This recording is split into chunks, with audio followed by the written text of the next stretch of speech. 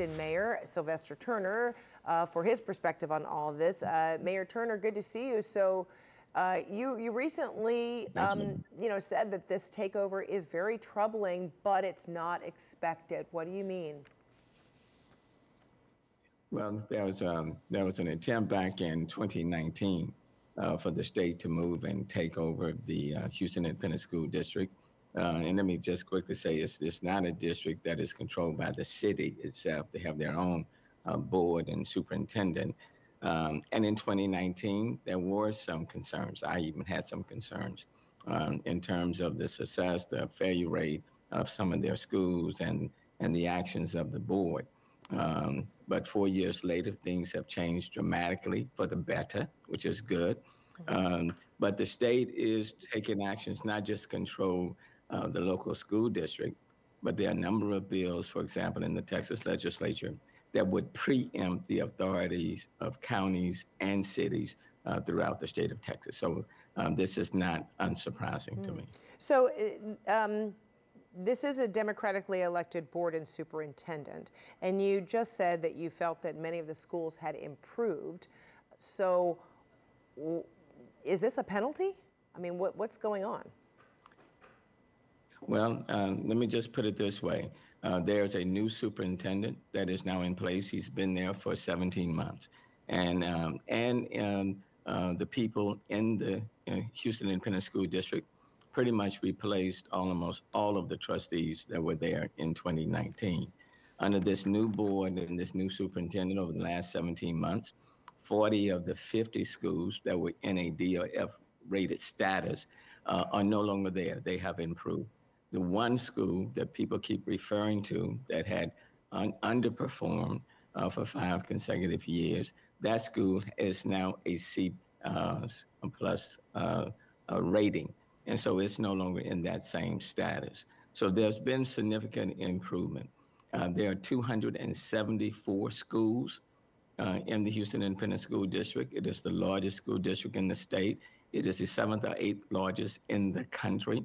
And so to step in and take over the entire school district, pretty much what they're saying based on the underperformance of one, simply doesn't make a lot of sense. And it certainly, we believe, is not in the best interest of the nearly 200,000 kids that are in the Houston Independent School District. So I think this is more political rather than trying to benefit the students themselves. What have you heard from the students and the parents? Well, there has been no community engagement with the parents or the students or the teachers, the cafeteria workers, the custodians, workers. There's been no community engagement. Now that the decision has been made to take over the school district, the state has set up some community meetings this coming week, and they have announced that the takeover will be taking place in June of this year. But this is the point, Frederica. If we are operating in the interest of the students, then what additional resources will the state be providing or planning to provide beyond what is taking place right now?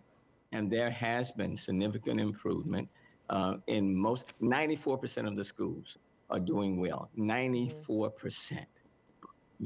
So you mean to tell me that based Sorry to interrupt, but I felt like that was going to be my next question, which is like, okay, so what will a state takeover mean? What will it mean in terms of resources, in terms of supplies, or addressing certain specifications to each community? What's the promise that comes with this takeover? The state has made no commitment. The state has made no commitment that any additional resources are coming. What the state has said is that we will replace your elected board of trustees with a board of managers that the state will select. And we will remove your superintendent and replace your superintendent by someone that the state will select.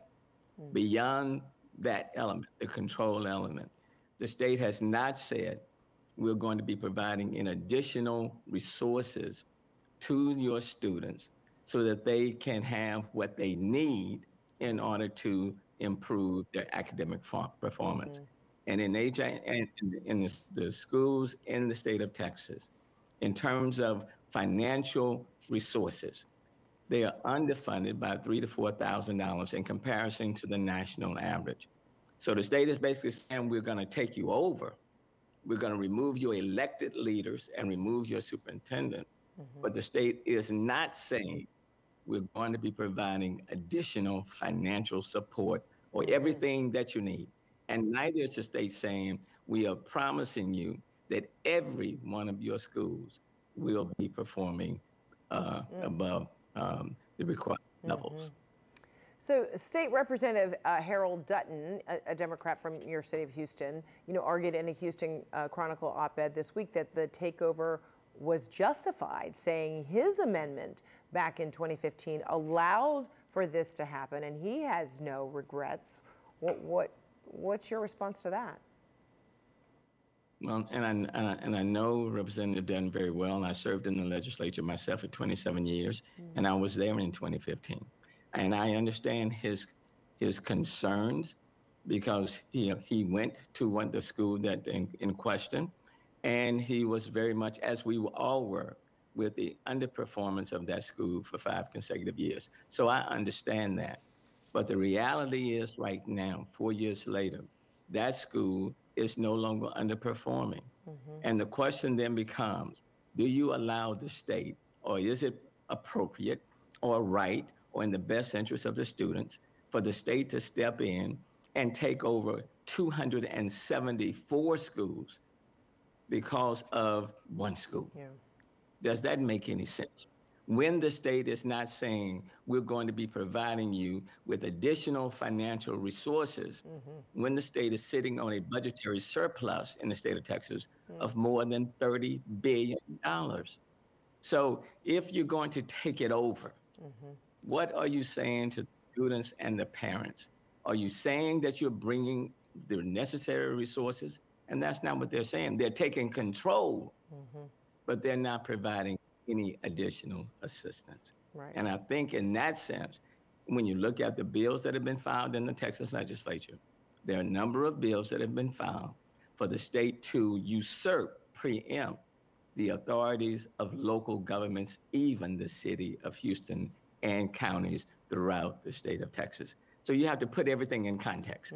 I understand his concern, but I will tell you, there are many others, 95% of everybody else, especially here in the city of Houston, are opposed to this hostile takeover. Yeah, it would sound like households would want to hear more about the justifications and the promise that comes with this new arrangement. At